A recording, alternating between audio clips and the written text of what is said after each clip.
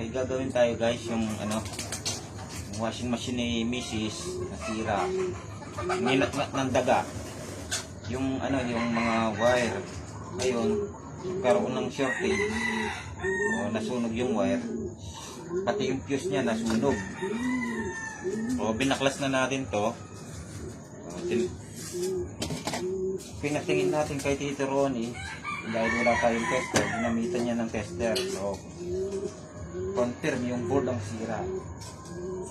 Sa pagpapalit ng board guys, ito nakatanggal na kasi ito dati, hindi ko na binalik kasi papalitan din naman eh. Sa pagpapalit ng board guys, madali lang. Kailangan ang unang-una yung gagawin, papalitan natin tong board. Hanap kayo sa online. Sa online mura lang to. Ito yung in-order ko, nabili ko to 720 siya, sa umabot siya ng 856 pati yung shipping fee. Pero kung sa pwesto mo daw ito bibilin, sabi ni Tito, nasa 4,000 yata, board pa lang. So ang laki ng diferensya, bali na 800 lang ako. Kaya lang, maniguro muna kayo guys pag bibili kayo ng board. Siguraduhin nyo na yung bibilin yung board kamukhang kamukha niya, kahit hindi siya ka-brand. Siguraduhin nyo lang na kamukha yung mga button, o yung pinaka-importante na kamukha niya. Kasi guys, kung hindi siya kakulay man ito, magkakulay man yan yung nasa picture, pero kung ito magkaiba, hindi rin siya pwede. Kasi nga pag ito hindi kamukha, pag pindot mo dito, iba siya, iba yung lalabas. So kailangan magkamukha yan. O may na-order na tayo, dumating kahapon, kaya lang gabi na hindi ko na nailagay, kaya ngayong umaga na lang. So ito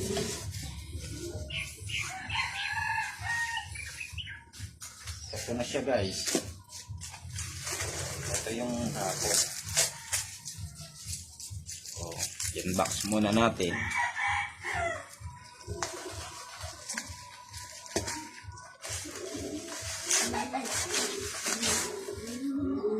Ito siya, computer controller of washer.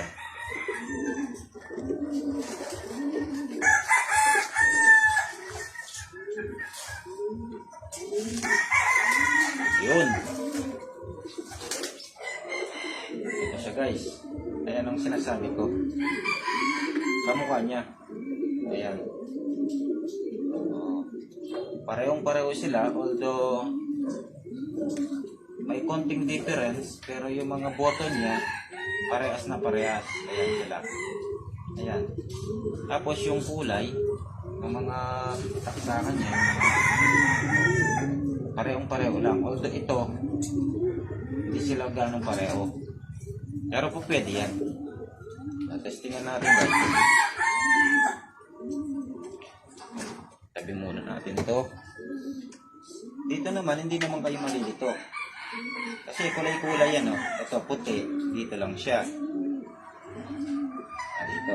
O, kailangan lagay lang natin ng maayos, madiin, para hindi siya magkakaroon ng ano.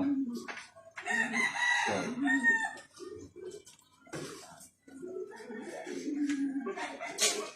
meron kayong malilito guys. Kasi naka-color coding to eh. Madali lang siyang ilagay. Ang importante lang talaga, alam nyo kung ano yung sira. Gamitan nyo ng tester. So ako wala akong tester, kaya dinala ko kay Tito Ronnie. Hindi naman talaga tayo gumagawa nito, ilakasan lang ng loob. Testing na. Oo, sa panahon natin ngayon, madali na yung pagre-repair eh. Lakas ng loob, manood ka ng YouTube, that's it.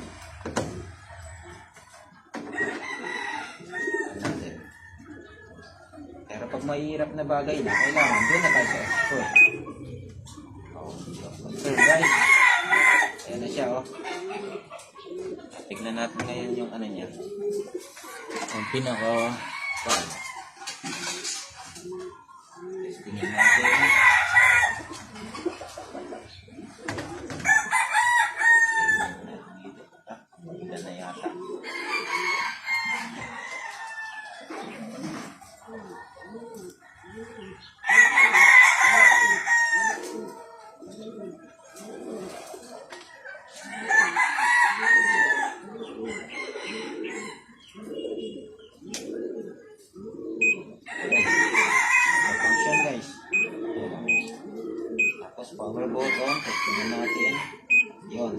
Function na. Oh, nabutan na ako ng ulan guys. Ito na guys, tapos na natin siyang na-insert sa tubig. Testingin natin muna ngayon kung pwede na siya.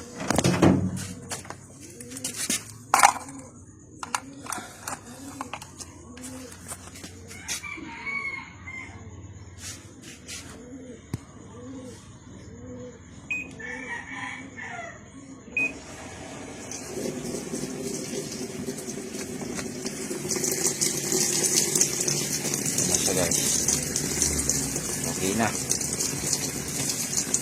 successful. Salamat sa panonood mga idol, hanggang sa muli.